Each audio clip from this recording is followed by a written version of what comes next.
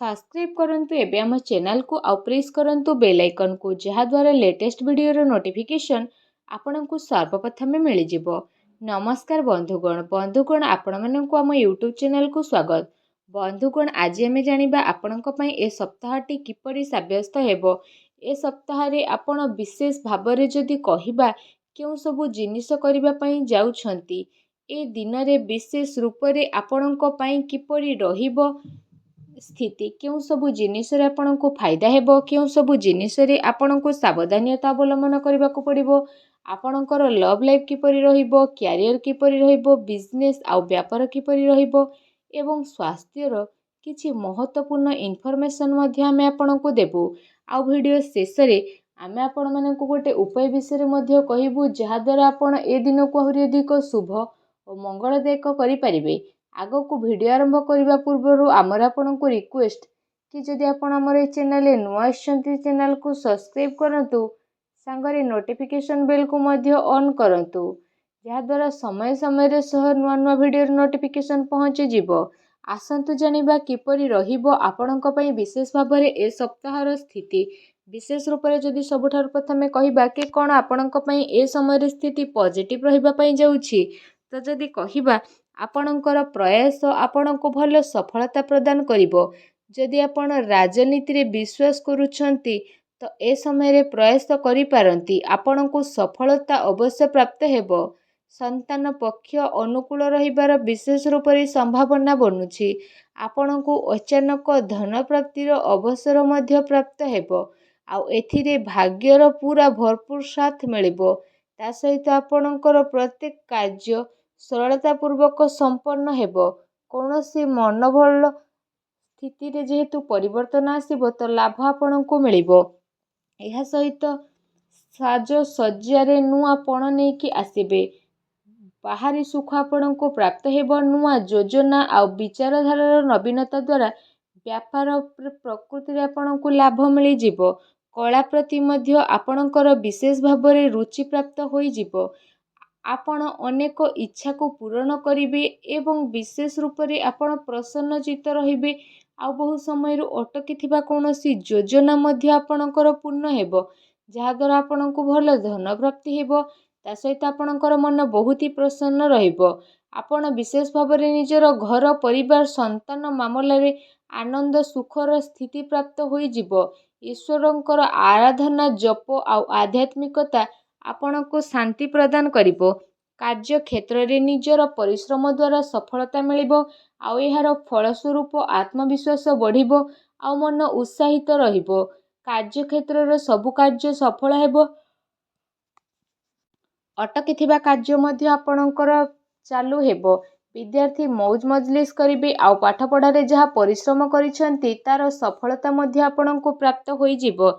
आसंतु जानिबा ए समय रे आपणको पई कोन नेगेटिव रहिबो। ए टाइम रे स्थिति काफी उत्थान पतन रहिबा भितरे भी स्थिति भल रहिबो।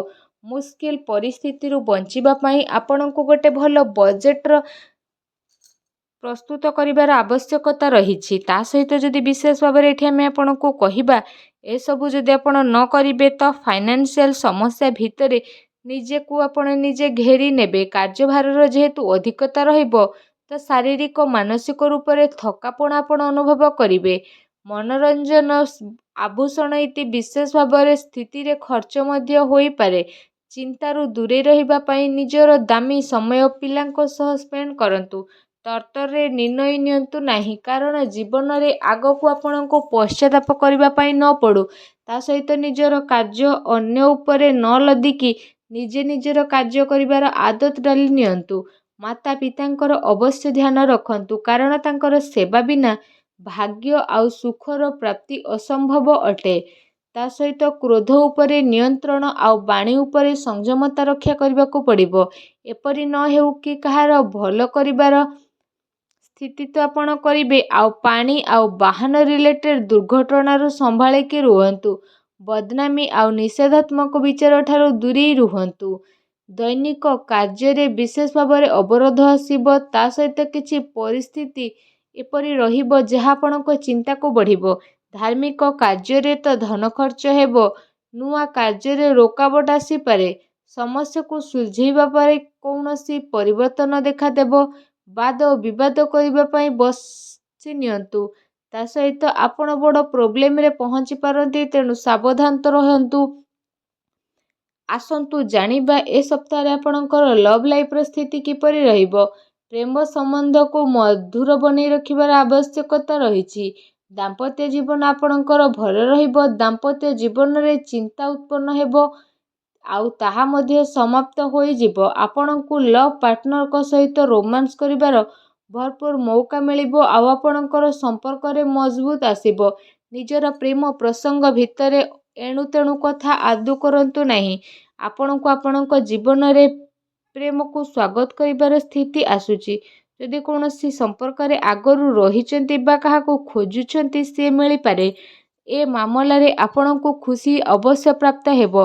ରୋମାଣ୍ଟିକ ଆକର୍ଷଣର ସମ୍ଭାବନା ରହିଛି। ମନୋରଞ୍ଜନ ପାଇଁ ଆପଣ ତାଙ୍କ ସହିତ ସିନେମା ଦେଖିବା ପାଇଁ ଯାଇପାରନ୍ତି। ଲଞ୍ଚ ଆଉ ଡିନର ମଧ୍ୟ ସାଙ୍ଗରେ କରିବେ। ତା ସହିତ ଆପଣଙ୍କ ଭିତରେ କୌଣସି ଉପହାରର ଆଦାନ ପ୍ରଦାନ ହେବ, ଯାହାଦ୍ୱାରା ପ୍ରେମ ଜୀବନ ପାଇଁ ସ୍ଥିତି ବହୁତ ଭଲ ରହିବ। ଆସନ୍ତୁ ଜାଣିବା ଏ ସପ୍ତାହରେ କ୍ୟାରିୟର ସ୍ଥିତି କିପରି ରହିବ।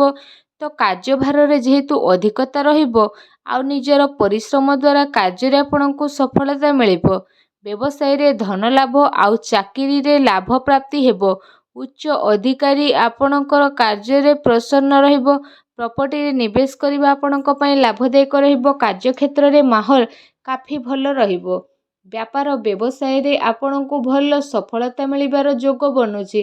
ଆର୍ଥିକ ସ୍ଥିତି ଭଲ ରହିବ। ତା ସହିତ ଧନଲାଭ ସଞ୍ଚୟ କରିବାର ସ୍ଥିତି ଆପଣଙ୍କ ପାଇଁ ବନିଯିବ। ତା ସହିତ ନିଜର ବ୍ୟବସାୟକୁ ନେଇକି ଆପଣଙ୍କର କୌଣସି ଯାତ୍ରା ଆସିପାରେ, ଯାହା ସକାରାତ୍ମକ ପରିଣାମ ଆପଣଙ୍କୁ ମିଳିଯିବ। ବ୍ୟବସାୟିକ ଦୃଷ୍ଟିରୁ ଏ ଦିନର ସ୍ଥିତି କାଫି ଅନୁକୂଳ ରହିବ, ଆଉ ଏ ସମୟରେ କିଛି ଭଲ ଲାଭ ଆପଣଙ୍କୁ ପ୍ରାପ୍ତ ହେବ, ଯାହାର ଆପଣ ଲମ୍ବା ଟାଇମରୁ ଅପେକ୍ଷା କରିକି ରହିଥିଲେ। ବିଦ୍ୟାର୍ଥୀଙ୍କ ପାଇଁ ଏ ଦିନ ଭଲ ରହିବ। ତା ସହିତ ଆସନ୍ତୁ ଜାଣିବା ଏ ସପ୍ତାହରେ ଆପଣଙ୍କ ସ୍ୱାସ୍ଥ୍ୟ କିପରି ରହିବ। ଭ୍ରମ, ଭୟ ଆଉ ପୀଡ଼ାର ସ୍ଥିତି ଉତ୍ପନ୍ନ ହେବାର ପୁରା ବନୁଅଛି। ତା ସହିତ ଖାଦ୍ୟପେୟ ଉପରେ ଆପଣଙ୍କୁ ବିଶେଷ ଧ୍ୟାନ ରଖିବାକୁ ପଡ଼ିବ, ନଚେତ୍ ପାଚନ କ୍ରିୟା ଖରାପ ହୋଇପାରେ। ଯେଉଁ କାରଣ ପାଇଁ ପୁରା ସପ୍ତାହରେ ମନ ଆପଣଙ୍କର ଖରାପ ରହିବ, ଶରୀରର ଧ୍ୟାନ ରଖନ୍ତୁ।